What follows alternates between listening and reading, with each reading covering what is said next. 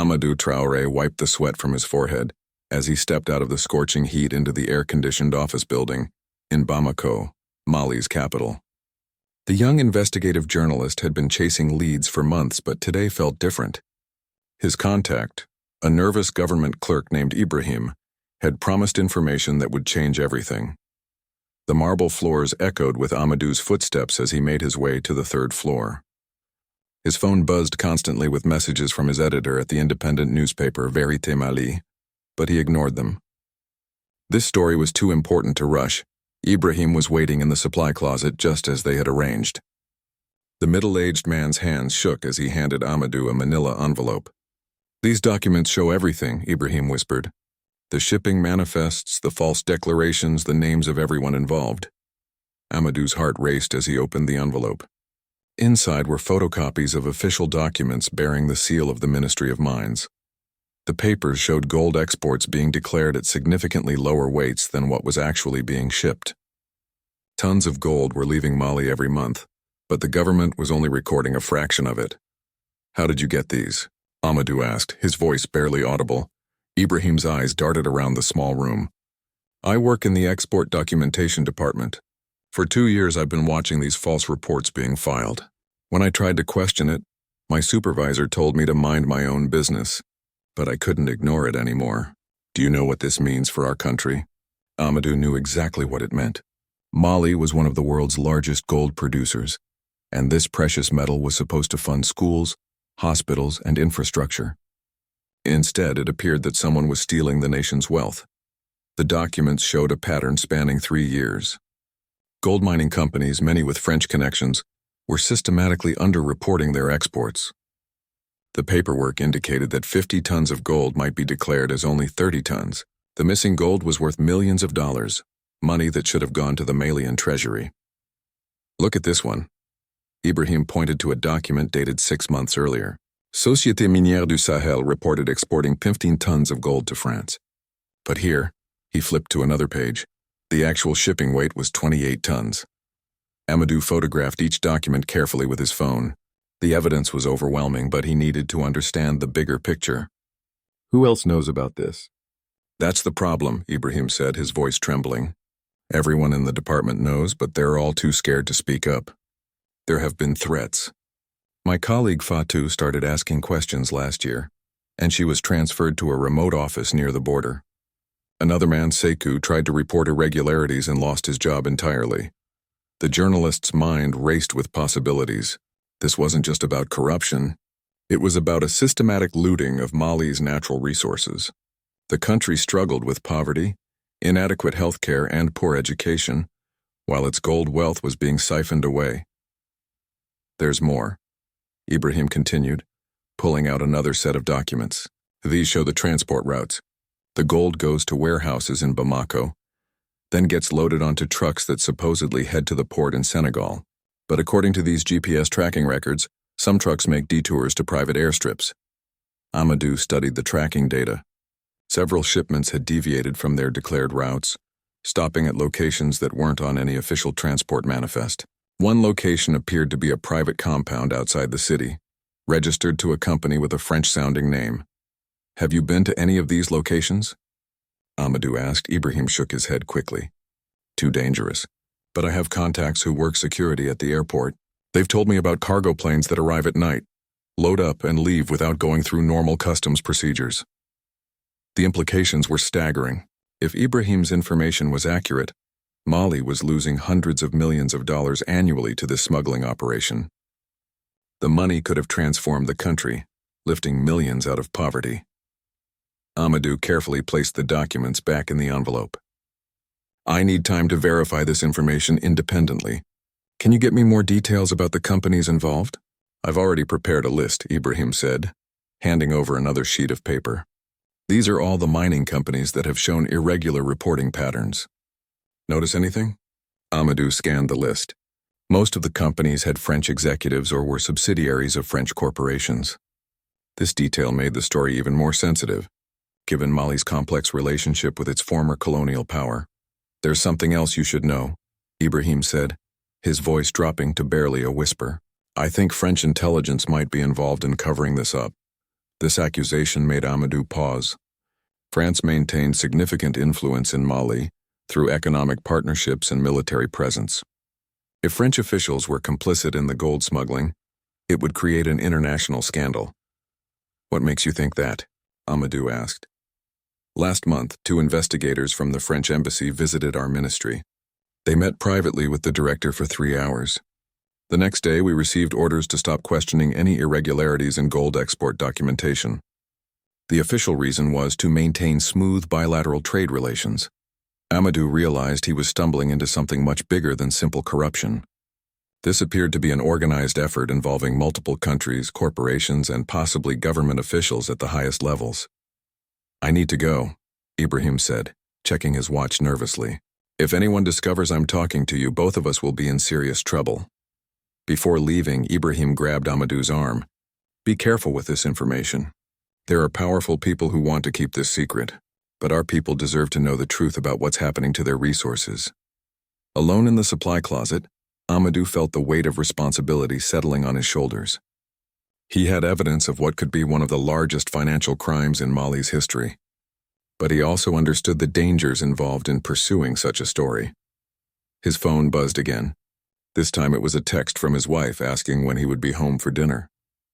Amadou looked at the envelope in his hands and realized that his normal life might be about to change forever. As he walked back through the government building, Amadou noticed security cameras in every hallway. He wondered if his meeting with Ibrahim had been recorded, and if powerful people already knew what he had discovered. Outside, the afternoon sun beat down mercilessly on the busy streets of Bamako. Vendors sold everything from fresh mangoes to mobile phone cards while motorcycles weaved through traffic. This was the Mali that most people knew, a struggling but vibrant nation trying to build a better future. But now Amadou carried evidence that some of that future was being stolen, one gold shipment at a time. The question was whether he would have the courage and resources to expose the truth, knowing that powerful forces would try to stop him.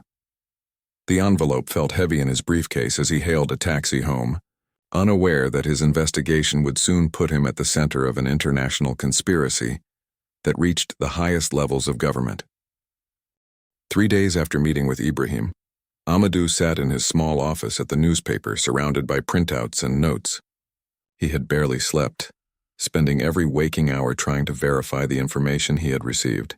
The documents seemed genuine, but he needed independent confirmation before publishing anything. His editor, Mamadou Diallo, knocked on the door and entered without waiting for permission. A veteran journalist in his 50s, Mamadou had survived government crackdowns and corruption scandals throughout his career. His weathered face showed concern as he looked at the papers scattered across Amadou's desk. "What are you working on that has you so obsessed?" Mamadou asked, settling into the chair across from Amadou's desk. Amadou hesitated. He trusted his editor, but Ibrahim's warnings about powerful people trying to suppress this story made him cautious. "I think I've discovered something big. Really big. But I need more time to confirm everything." Mamadou picked up one of the documents and studied it carefully. His eyes widened as he read the export figures. "Where did you get this?" "A source inside the Ministry of Mines, but I can't reveal who it is. These numbers, if they're real, show massive theft of our national resources," Mamadou said, his voice growing serious. "Do you understand what you're dealing with here?" Amadou nodded. "That's why I need to be absolutely certain before we publish anything. I've been trying to find other sources who can verify this information."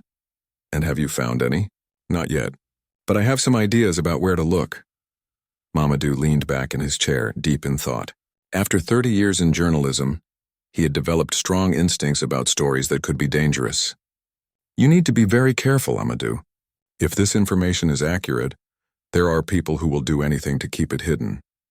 That afternoon, Amadou decided to visit the gold mining district outside Bamako.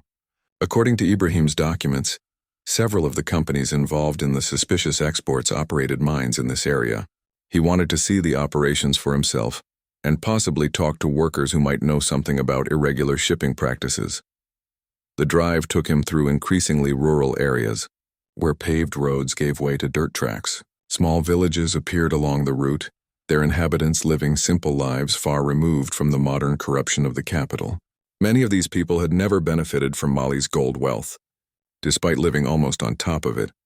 The first mine he visited was operated by Société Minière du Sahel, one of the companies prominently featured in Ibrahim's documents. The facility was impressive, with modern equipment and security fences surrounding the entire operation. French and Malian flags flew side by side at the main entrance. Amadou parked his motorcycle outside the security gate and approached the guard station. A uniformed security officer emerged, speaking in French with a distinct accent that suggested he was not Malian. "I'm a journalist investigating mining operations in the region," Amadou explained in French.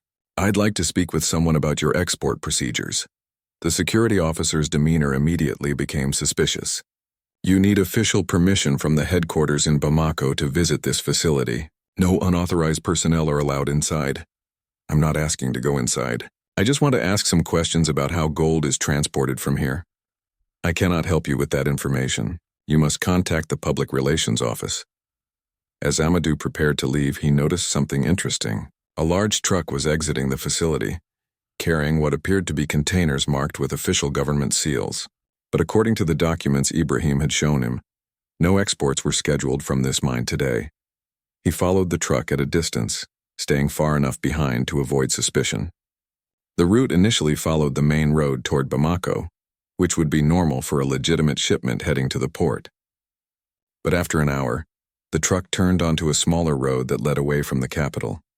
Amadou continued following, his curiosity overriding his caution.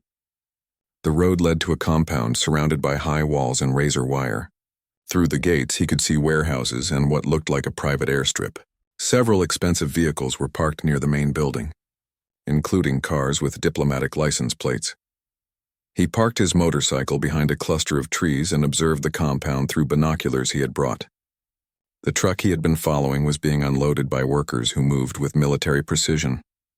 The containers were being transferred to a warehouse, but not before their contents were briefly visible during the transfer process. Even from a distance, Amadou could see the distinctive yellow gleam of gold bars. Dozens of them were being moved from the truck into the warehouse. If the official export documents were accurate, this gold should have been heading directly to the port for shipment to France. As he watched, a small airplane landed on the private airstrip. The aircraft bore no identifying markings except for a registration number that Amadou carefully noted in his notebook. Within minutes, workers began loading containers from the warehouse onto the plane. This was exactly what Ibrahim had described: gold being diverted from its official export route to private facilities, then loaded onto unmarked aircraft. Amadou realized he was witnessing the smuggling operation in action. His phone vibrated with a text message. It was from Ibrahim. "Stop what you're doing and go home immediately. They know you're investigating." Amadou's blood ran cold. How did Ibrahim know where he was? And who exactly knew about his investigation? Before he could process this fully, he heard the sound of vehicles approaching his hiding spot. 2 SUVs were racing along the dirt road toward his location. Amadou quickly packed his binoculars and started his motorcycle. But the vehicles were already too close. The SUVs blocked his escape route. 4 men in civilian clothes but with military bearings stepped out, their hands resting on weapons concealed under their jackets. The leader, a tall man with a French accent, approached Amadou with a calm but threatening demeanor. "You are trespassing on private property," the man said in French. "What are you doing here?" Amadou tried to remain calm. "I got lost looking for the main road back to Bamako. I stopped here to check my directions." "With binoculars?" another man asked, pointing to the equipment visible in Amadou's backpack. "I'm a nature photographer. I was hoping to photograph birds in this area." The Frenchman studied Amadou carefully. "What is your name and occupation?" Amadou realized that lying would only make things worse. "My name is Amadou Traoré. I'm a journalist with Vérité Mali newspaper." The men exchanged glances. The leader pulled out a satellite phone and made a brief call in rapid French. Amadou could only catch fragments of the conversation, but he heard his name mentioned several times. After ending the call, the man returned to Amadou. "You will forget what you saw here today. You will not write about this location or anything you observed. Do you understand?" "I haven't seen anything unusual," Amadou replied, trying to keep his voice steady. "That is correct. And you will continue to see nothing unusual. Journalism can be a dangerous profession for people who see too much. The threat was clear, but the men allowed Amadou to leave. As he drove back toward Bamako, his hands shook on the motorcycle handles. The encounter had confirmed everything Ibrahim had told him, but it had also shown him how dangerous his investigation had become. That evening, Amadou sat in his small apartment, staring at the notes and photographs he had gathered. He now had first-hand evidence of the gold smuggling operation, but he also knew that powerful people were watching his every move. His wife, Fatoumata, noticed his distraction during dinner. "You seem worried about something. Is everything all right at work?" Amadou looked at his wife, thinking about the risks he was taking. They had been married for 3 years and were hoping to start a family soon. Was it fair to put their future in jeopardy for this story? But then he thought about the villages he had driven through that day, where people lived in poverty while their country's wealth was being stolen. He thought about the schools that could be built, the hospitals that could be equipped, the roads that could be paved with the money that was disappearing into private accounts. "Everything is fine," he told Fatoumata, making a decision that would change both their lives. "But I might need to travel more for work in the coming weeks." That night, as Amadou lay in bed listening to the sounds of Bamako outside his window, he knew there was no turning back. He had evidence of a conspiracy that reached international levels, and despite the dangers, he was determined to expose the truth. 2 weeks had passed since Amadou's encounter at the compound, and he had been working carefully to build his case without attracting more attention. He had started using internet cafes instead of his office computer, and paid cash for everything to avoid leaving electronic traces. His investigation was revealing connections that went far beyond what he had initially imagined. During his research at the National Library, Amadou discovered historical records showing that similar gold smuggling operations had occurred during the colonial period. French companies had extracted enormous wealth from Mali, then called French Sudan, while local populations remained impoverished. The current situation seemed like a continuation of those old patterns. His breakthrough came from an unexpected source. Dr. Aminata Keita, an economics professor at the University of Bamako, had published research papers about Mali's mining sector.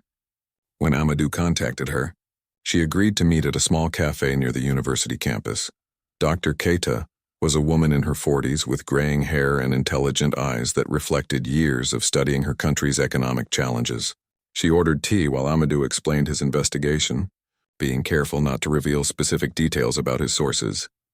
"What you're describing doesn't surprise me," Dr. Keita said after hearing Amadou's summary. "I've been tracking discrepancies in Mali's gold export statistics for years. The official figures never match what international buyers report receiving." "You mean other people know about this?"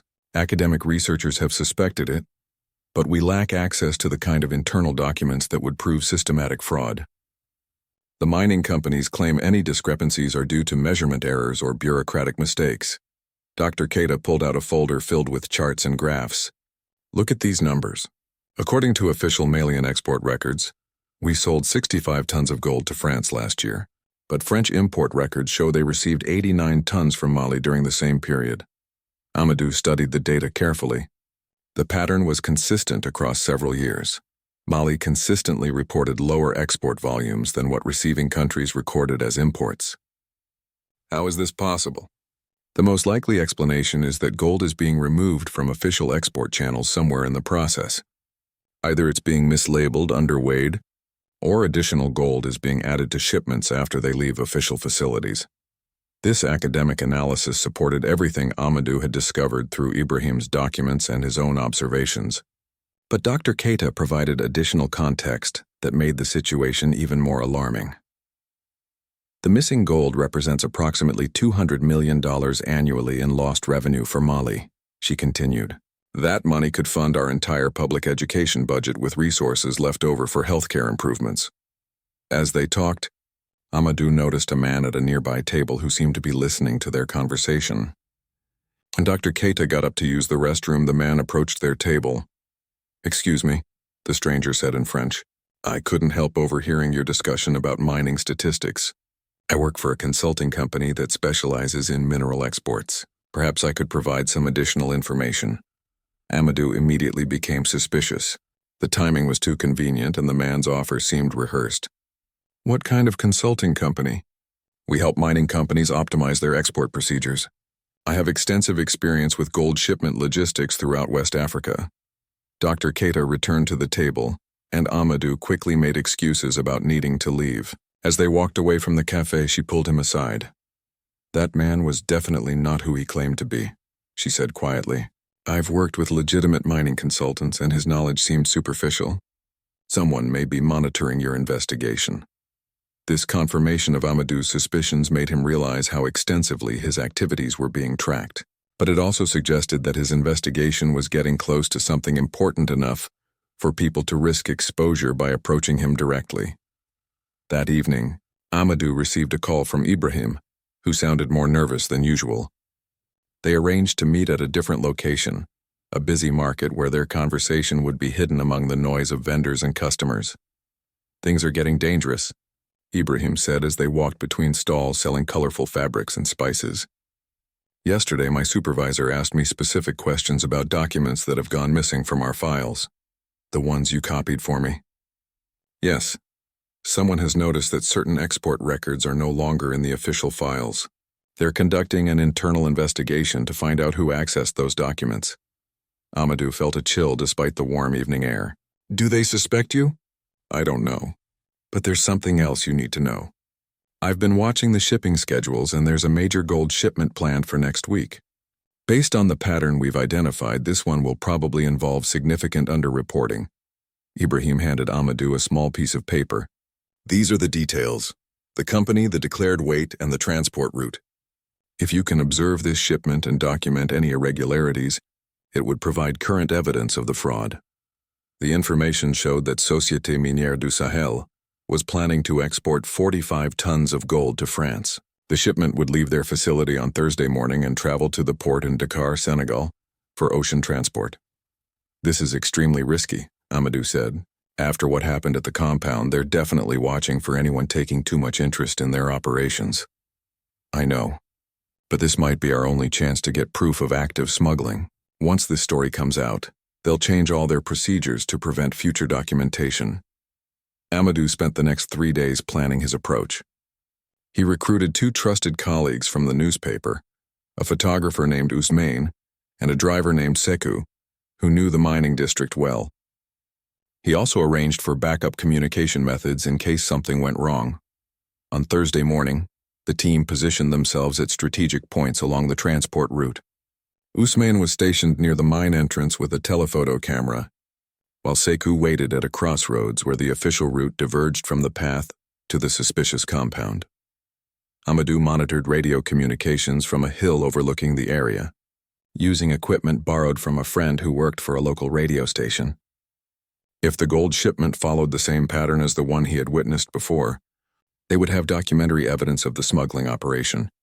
At exactly 9:30 a.m., Ousmane reported that a convoy of 3 trucks was leaving the mine. The vehicles matched the description in Ibrahim's intelligence, and they appeared to be heavily loaded based on how slowly they were moving. For the first hour, everything proceeded normally. The convoy followed the main road toward Bamako, just as a legitimate shipment would. But then Sekou's voice crackled over the radio. They're turning off the main route. Heading toward the compound, Amadou's heart rate increased. This was the proof they needed, but it also meant they were about to document a crime in progress. Ousmane, can you get photographs of the trucks entering the compound? I'm moving to a better position now. 20 minutes later, Ousmane confirmed that all 3 trucks had entered the private facility. Through his long-range camera, he could see workers beginning to unload the containers. But then something unexpected happened. There's another convoy arriving, Sekou reported. Different trucks, but they look like they're carrying similar cargo. Amadou realized they might be witnessing something much larger than a single shipment diversion.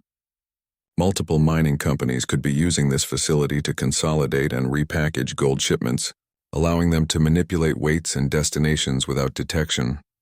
Over the next 2 hours, the team documented trucks from 4 different mining companies arriving at the compound. The facility appeared to be a central hub for processing gold from multiple sources before final export. But their success in gathering evidence was short-lived. At noon, Sekou spotted security vehicles approaching his position. "I think they found us. Multiple SUVs heading this way fast. Everyone get out of there immediately," Amadou ordered. "Meet at the backup location in 2 hours." As they scattered to avoid capture, Amadou reflected on what they had discovered. The gold smuggling operation was far more sophisticated and extensive than he had originally thought. It involved multiple companies, a permanent processing facility, and a level of security that suggested official protection. Most importantly, they now had photographic evidence and detailed documentation of the criminal activity. The question was whether they could get this information published before the people behind the operation found a way to stop them permanently. Racing back toward Bamako on his motorcycle, Amadou knew that the most dangerous phase of his investigation was just beginning. The photographs Ousmane had captured were spread across Amadou's kitchen table, each image telling part of the larger story. The pictures clearly showed trucks from different mining companies converging at the private compound, with workers transferring gold containers between vehicles. Most importantly, the images captured license plates, company logos, and even some of the workers' faces. Mamadou, the newspaper editor, studied each photograph with a magnifying glass. His years of experience had taught him to look for details that could either strengthen or weaken a story's credibility. After an hour of careful examination, he looked up at Amadou with a mixture of admiration and concern. "These photographs are extraordinary evidence," Mamadou said. "But publishing this story will make us targets. Are you prepared for what might happen to you, to your family, to all of us at the newspaper?" Amadou had been thinking about this question constantly. That morning he had noticed a car parked outside his apartment building with 2 men inside, who seemed to be watching his movements. When he left for the market, the car followed him. When he returned home, it was still there. "I've been considering sending Fatoumata to stay with her family in Mopti until this situation resolves," Amadou admitted. "But I can't abandon this story. Too many people are suffering because of what these criminals are doing." Before Mamadou could respond, Amadou's phone rang. The caller was Dr. Keita, the economics professor, and her voice was urgent. "Amadou, I need to see you immediately. Something has happened that changes everything about your investigation." They arranged to meet at her university office, where she could speak more freely. When Amadou arrived, Dr. Keita immediately closed the door and drew the curtains. Her usually calm demeanor had been replaced by visible anxiety. "Yesterday evening I received a visit from 2 French nationals who claimed to be embassy officials," she began. "They said they were conducting a routine survey of academic research related to Mali's mining sector." "What did they want specifically?" "They asked very detailed questions about my research on gold export statistics. They wanted to know if I had shared my findings with journalists or if anyone had recently contacted me about discrepancies in mining data." Amadou realized that the conspiracy involved not just mining companies and criminal networks, but potentially official French government interests as well. "What did you tell them?" "I told them my research was purely academic and that I hadn't discussed it with anyone outside university circles. But they didn't believe me. Before leaving, one of them said that my research was based on flawed methodology and suggested I should focus on other topics in the future." Dr. Keita opened a folder on her desk and pulled out a document. "After they left, I decided to dig deeper into the companies involved in the gold trade. What I discovered is deeply troubling." Document was a corporate ownership chart showing the relationships between various mining companies operating in Mali. Dr. Keita had traced the ownership structures through multiple layers of holding companies and offshore entities. "Look at this pattern," she said, pointing to the chart. "Most of the companies involved in suspicious export activities are ultimately controlled by the same group of investors. And many of these investors have connections to French intelligence services or military contractors." This revelation suggested that the gold smuggling operation wasn't just about private profit, but could be part of a broader strategy to maintain French economic control over Mali's resources. The implications were enormous. This was potentially a state-sponsored theft operation disguised as legitimate business. "There's more," Dr. Keita continued. "I contacted colleagues at universities in other former French colonies, Burkina Faso, Niger, Ivory Coast. Similar patterns of mineral export discrepancies exist in all these countries. This isn't just happening in Mali." Amadou felt overwhelmed by the scope of what they were uncovering. What had started as investigation into local corruption was revealing itself. to be part of an international network of resource extraction that spanned multiple countries. His phone buzzed with a text message from Ibrahim. Emergency meeting. Usual place. Come alone. Amadou excused himself from Dr. Keita's office and rushed to the market where he had previously met with his source. Ibrahim was waiting near a spice vendor's stall, but his appearance had changed dramatically. He looked like he hadn't slept in days, and his usual nervous energy had been replaced by something approaching panic. "They know it's me," Ibrahim said without any preliminary greeting. "This morning I was called into the director's office. He said they had identified the source of the document leaks. Did they arrest you?" "No, but only because I think they want to use me to get to you. They offered me a deal. Identify the journalist I've been working with, and they'll transfer me to a better position with a significant salary increase. If I refuse, they'll charge me with treason." Amadou's blood ran cold. Treason charges in Mali could result in life imprisonment or even death. "What did you tell them?" "I said I needed time to think about it. They gave me 48 hours to decide." Ibrahim grabbed Amadou's arm. "But there's something else. I overheard a phone conversation in French between the director and someone else. They mentioned your name specifically." This confirmation that high-level officials knew about Amadou's investigation made the situation extremely dangerous, but Ibrahim had more critical information to share. "The big shipment we documented yesterday, it wasn't the end of the operation. There's something much larger planned for next week. They're calling it Operation Aurore, and it involves moving massive quantities of gold that have been accumulating at various locations throughout the country." According to Ibrahim's intelligence, Operation Aurore would involve simultaneous shipments from 12 different locations, all converging on the private compound they had observed. The total value of gold being moved would exceed $500 million, more than Mali's entire annual government budget. "This is their biggest operation ever," Ibrahim explained. "But it's also going to be their last for a while. After this, they're planning to shut down the current network and establish new procedures that will be much harder to detect." Amadou realized that if they were going to expose this conspiracy, Operation Aurore represented their final opportunity to gather irrefutable evidence. But attempting to document such a large-scale operation would be extremely risky, especially now that the criminals knew they were being investigated. "I have an idea," Amadou said, "but it will require help from people outside Mali." That evening, Amadou began reaching out to international contacts he had developed through journalism conferences and professional networks. His plan was ambitious. Instead of trying to expose the conspiracy alone, he would coordinate with journalists in France, Senegal, and other countries to simultaneously investigate their local aspects of the operation. His first call was to Marie Dubois, an investigative journalist with Le Monde in Paris who specialized in African affairs. When Amadou explained what he had discovered, Marie immediately understood the international implications. "This could be one of the biggest corruption scandals involving French corporations in decades," Marie said. "If we can prove systematic resource theft across multiple African countries, it will create a major political crisis here in France." Marie agreed to begin investigating the French companies and officials who appeared to be involved in the smuggling network. She also promised to help Amadou make contact with other European journalists who could pursue different aspects of the story. Next, Amadou contacted Fatou Diop, a journalist in Dakar who covered shipping and port activities. Since much of the smuggled gold was being transported through Senegalese ports, Fatou could potentially document the export phase of the operation.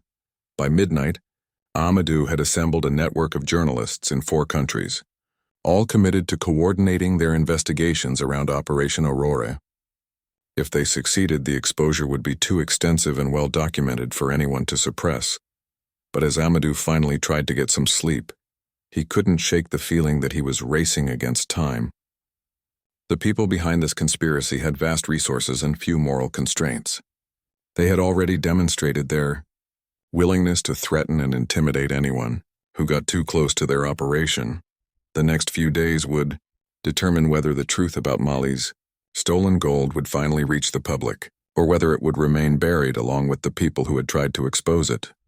Operation Aurore was scheduled to begin in 3 days, and Amadou's international network of journalists was working frantically to position themselves for coordinated coverage.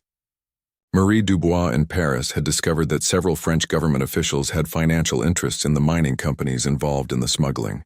Fatou Diop in Dakar had confirmed that unusual shipping activities were planned at the port, with several cargo vessels arriving from France to collect special freight.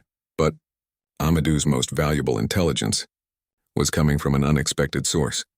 Dr. Keita had been contacted by a French mining engineer named Pierre Bertrand, who claimed to have inside knowledge of the operation and wanted to expose it.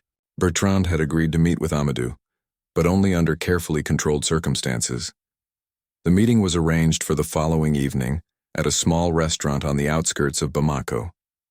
Pierre Bertrand turned out to be a man in his 50s with graying hair and tired eyes that suggested years of carrying a heavy burden. He spoke French with a slight accent from southern France and appeared genuinely troubled by what he was about to reveal. "I've been working in Mali's mining sector for 15 years, Bertrand began, keeping his voice low despite the restaurant's relative isolation. For most of that time, I believed I was helping develop the country's natural resources in a legitimate way. But 3 years ago, I started noticing irregularities that couldn't be explained by normal business practices." Amadou listened carefully, as Bertrand described his role as a technical supervisor for multiple mining operations. His job involved overseeing gold extraction and processing procedures, which gave him access to detailed production records that most people never saw. "The first thing I noticed was that our actual gold production was consistently higher than what appeared in official reports," Bertrand continued. "Initially, I assumed this was due to conservative reporting practices or measurement errors, but the discrepancies were too large and too consistent to be accidental." According to Bertrand, the mining companies had developed sophisticated methods for concealing their true production levels. Gold was extracted and processed through official channels, but significant portions were diverted before reaching government oversight points. "They use a technique called parallel processing," Bertrand explained. "Gold ore goes through the official refinement process, but additional ore is processed simultaneously through hidden facilities. The hidden gold never appears on any government records." This revelation explained how the companies could systematically underreport their production while still maintaining plausible official documentation. They weren't just lying about their output, they were literally producing more gold than anyone knew existed. "But the parallel processing is only the beginning," Bertrand continued. "The real sophistication is in how they move and export the hidden gold. That's where Operation Aurora comes in." Bertrand pulled out a hand-drawn map showing locations throughout Mali where hidden gold stockpiles had been accumulating for months. These stockpiles were stored at remote facilities that weren't connected to any official mining operations. "Every few months they conduct a major consolidation operation," he said. "All the hidden gold gets moved to a central location for repackaging and export. Operation Aurora is the biggest consolidation they've ever attempted." The scale of the operation was staggering. According to Bertrand's information, Operation Aurora would move approximately 80 tons of unreported gold, worth over $1 billion at current prices. This was more than Mali's entire official annual gold production. "Why are you telling me this?" Amadou asked. "You could lose everything by exposing this operation." Bertrand's expression grew even more serious. "Because I've seen what this theft is doing to the Malian people. Last month I visited a village near one of our mining operations. Children were dying from preventable diseases because there was no money for a basic health clinic. Meanwhile, tons of gold that should have funded healthcare, education, and infrastructure were being stolen from under their feet." But Bertrand had more than just moral motivations for coming forward. He had discovered that the conspiracy involved people at the highest levels of both French and Malian governments, and he feared that the operation was becoming too large to remain hidden much longer. "There's going to be a major crackdown soon," he warned. "French intelligence has been monitoring the situation, and they're concerned that the operation has become too visible. They're planning to shut it down and eliminate anyone who could expose their involvement." This warning aligned with the increasing pressure that Amadou and his sources had been experiencing. Ibrahim was still facing the ultimatum about revealing his journalistic contact, and Dr. Keita had received additional visits from people claiming to be French officials.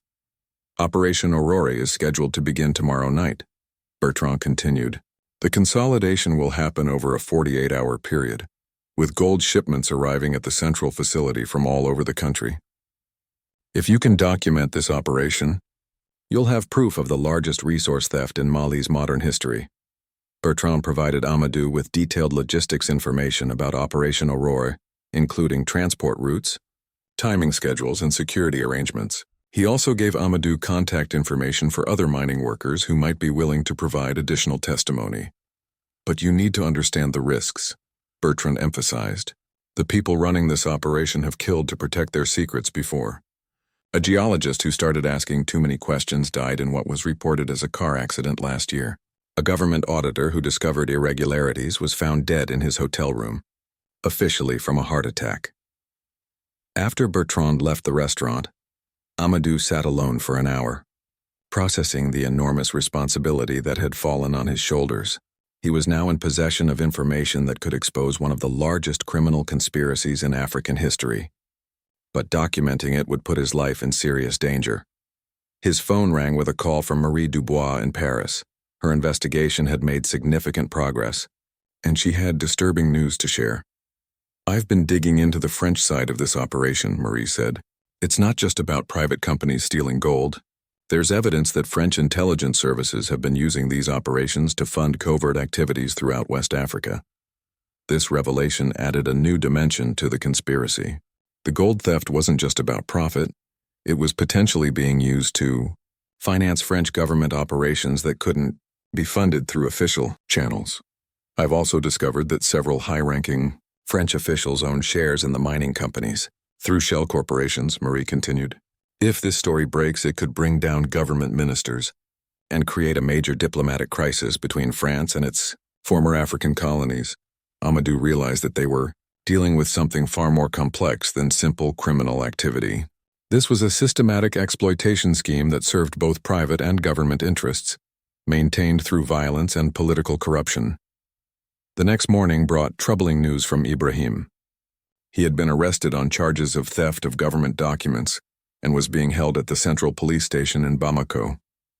His family had received a message saying that the charges would be dropped if Ibrahim provided information about his journalistic contacts. "They're using him as bait to get to you," Mamadou warned during an emergency meeting at the newspaper office. "If you try to help Ibrahim, you'll be walking into a trap." But Amadou couldn't abandon the man who had risked everything to expose the conspiracy.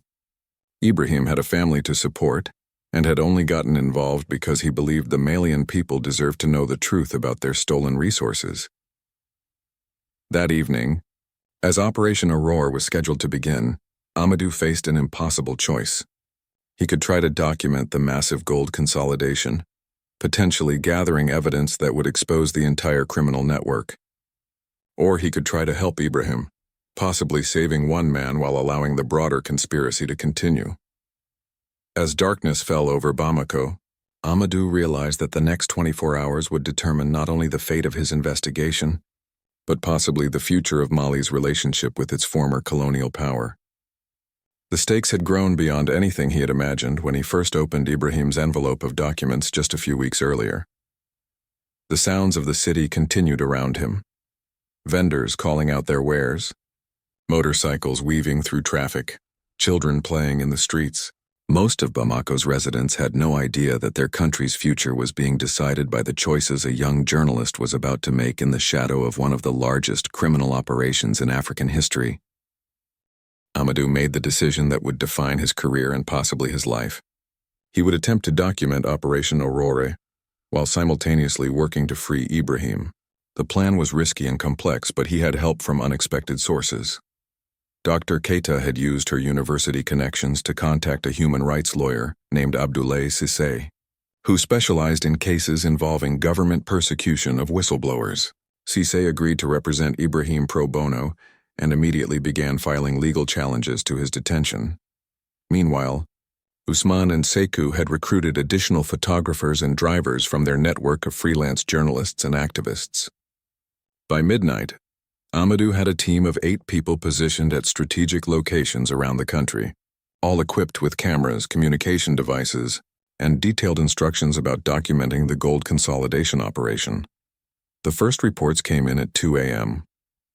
A convoy of 6 trucks had left a remote mining facility near Kays, traveling under heavy security toward Bamako.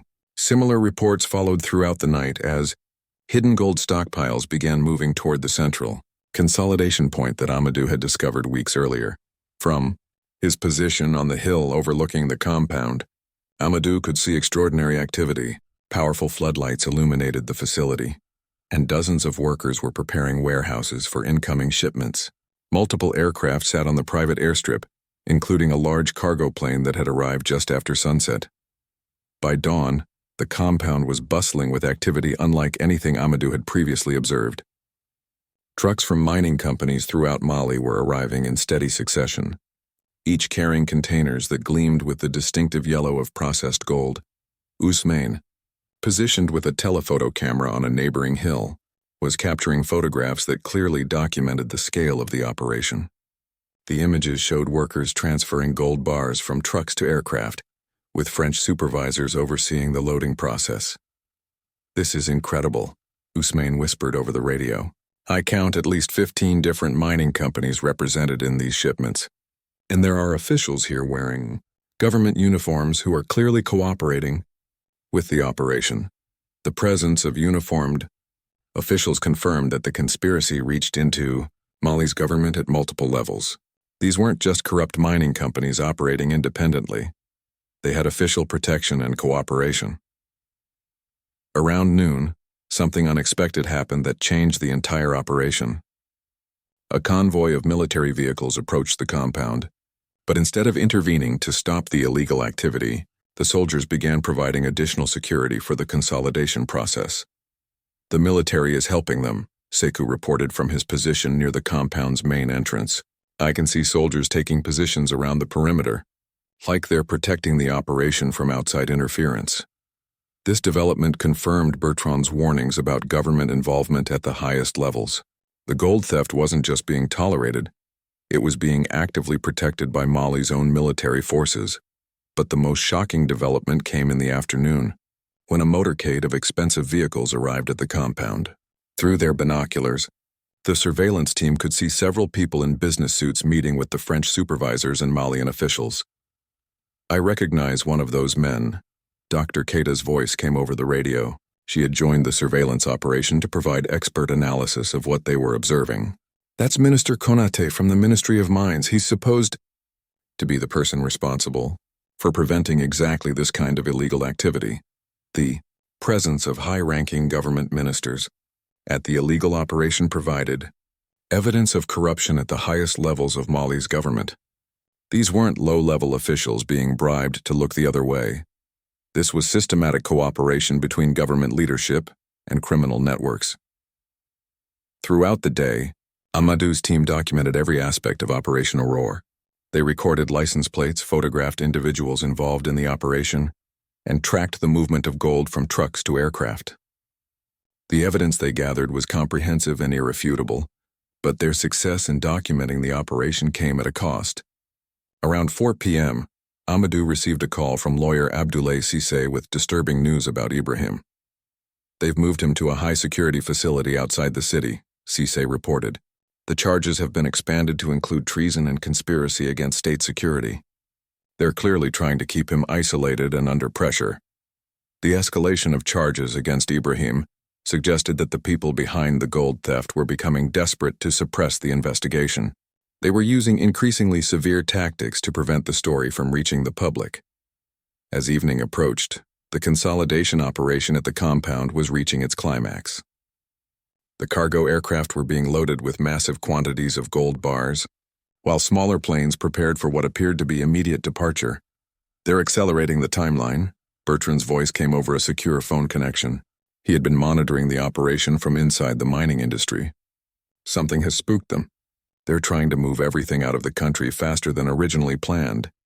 Amadou realized that his investigation had forced the criminals to alter their careful procedures. The pressure from multiple journalists investigating in different countries had made them nervous about maintaining their operation in Mali.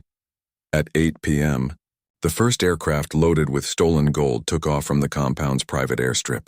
Amadou watched through binoculars as millions of dollars worth of Mali's natural resources disappeared into the night sky, heading toward destinations where it would be sold on international markets. But the criminals' haste to complete the operation created an unexpected opportunity. In their rush to move the gold, they were making mistakes that provided additional evidence of their activities. Marie Dubois called from Paris with crucial information. "I've been monitoring flight tracking systems," she said. "The aircraft leaving your location are filing flight plans to private airstrips in France and Switzerland. I have journalists positioned at several of these locations who can document the gold being offloaded." This coordination between journalists in multiple countries was creating a comprehensive documentation of the entire smuggling network, from extraction in Mali to final destination in Europe.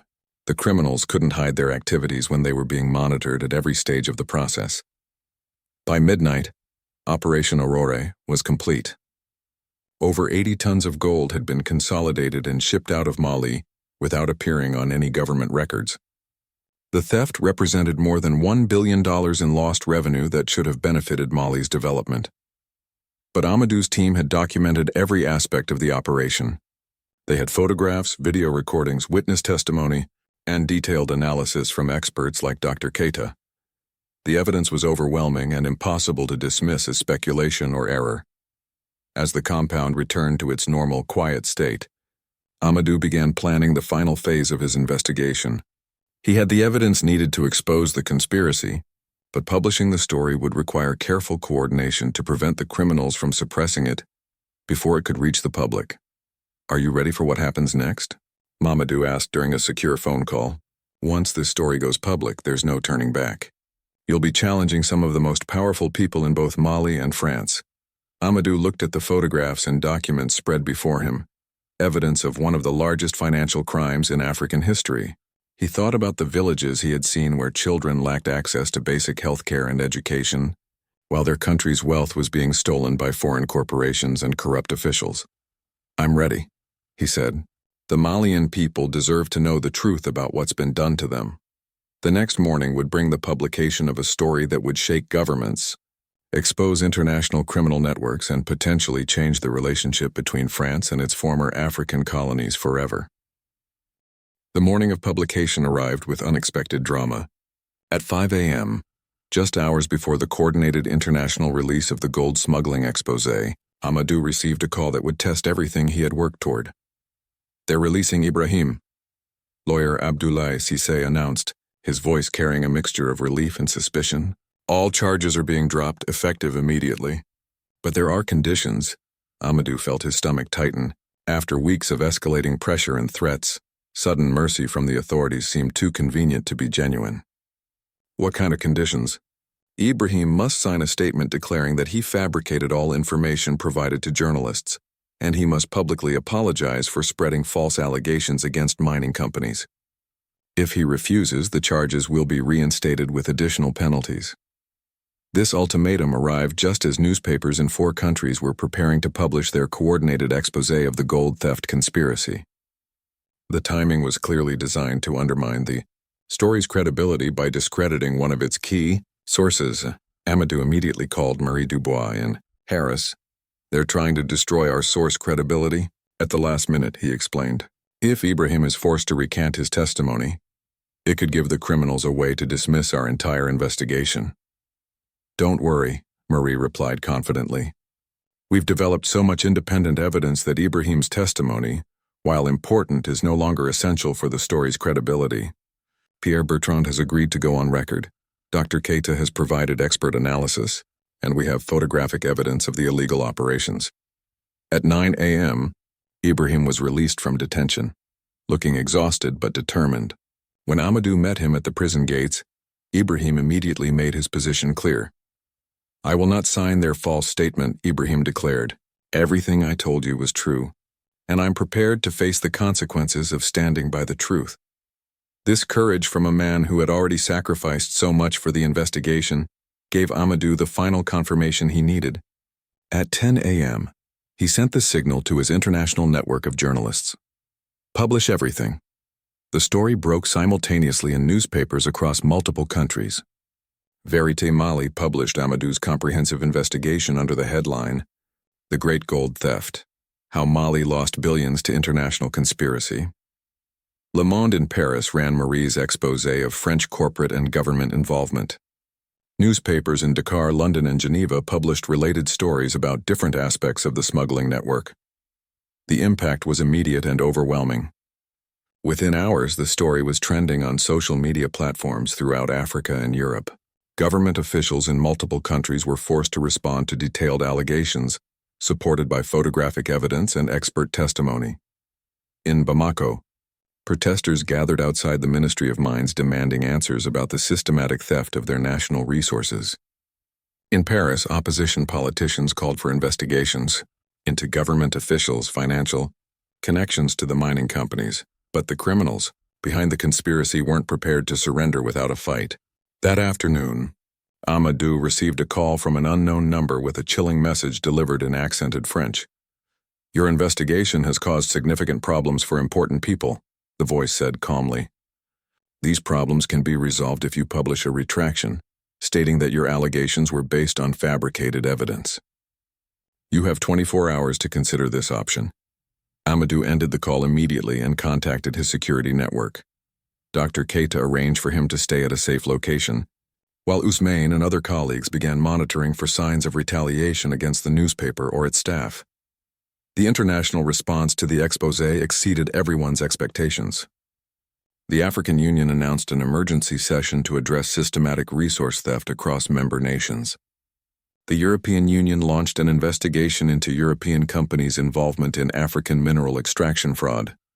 Most importantly, ordinary citizens throughout Mali and other affected countries were demanding accountability from their governments. The story had given people concrete evidence of how their natural wealth was being stolen, and they were refusing to accept official denials or deflections. 3 days after publication, the first major breakthrough came when Pierre Bertrand agreed to testify before a special parliamentary committee investigating the gold theft allegations. His insider knowledge of the mining industry's criminal activities provided lawmakers with detailed information they needed to pursue legal action. "For too long, we've allowed foreign corporations to treat African resources as their private property," Bertrand told the committee. "The evidence presented by these journalists proves that systematic theft has been occurring for years, with the cooperation of officials in multiple governments. Within a week, several high-ranking officials had resigned from their positions, including the Minister of Mines who had been photographed at the illegal consolidation facility. Multiple mining companies announced that they were suspending operations pending investigation of their activities. But the most significant development came from an unexpected source. The French government, facing intense political pressure over the scandal, announced that it would support the creation of an international commission to investigate resource extraction practices throughout former French colonies. This announcement represented a major shift in France's approach to its African relationships. For the first time, the former colonial power was acknowledging that systematic problems existed in how African resources were being exploited. A month after publication, Ibrahim was vindicated when prosecutors announced that no charges would be filed against him. Instead, they opened investigations into the officials who had attempted to pressure him into providing false testimony. "This is what journalism is supposed to accomplish," Ibrahim told Amadou during their reunion celebration. "We've given our people the information they need to demand better treatment from their own government and from foreign corporations." The story's impact continued to ripple outward for months. Mining regulations were strengthened throughout West Africa. Several international mining companies faced criminal investigations in their home countries. Most importantly, civil society organizations gained access to information they needed to monitor resource extraction activities more effectively. For Amadou personally, the investigation had transformed his life in ways he hadn't anticipated. International journalism organizations offered him positions and awards, recognizing his courage in exposing such a dangerous conspiracy. But he chose to remain in Mali, continuing his work at Vérité Mali. "This is where the work needs to be done," he explained to international colleagues who encouraged him to relocate to Europe or America. "African journalists need to tell African stories, and we need to be here to hold our own leaders accountable." A year after the gold conspiracy exposé, Amadou received an invitation to address a conference of investigative journalists in London. Standing before an audience of experienced reporters from around the world, he reflected on the lessons he had learned. The most important thing I discovered, he told the audience, is that ordinary people have extraordinary power when they have access to accurate information. Our job as journalists isn't just to uncover the truth, but to present it in ways that enable citizens to demand justice. The gold theft story had demonstrated that even the most powerful criminal conspiracies could be exposed when brave individuals were willing to risk everything for the truth.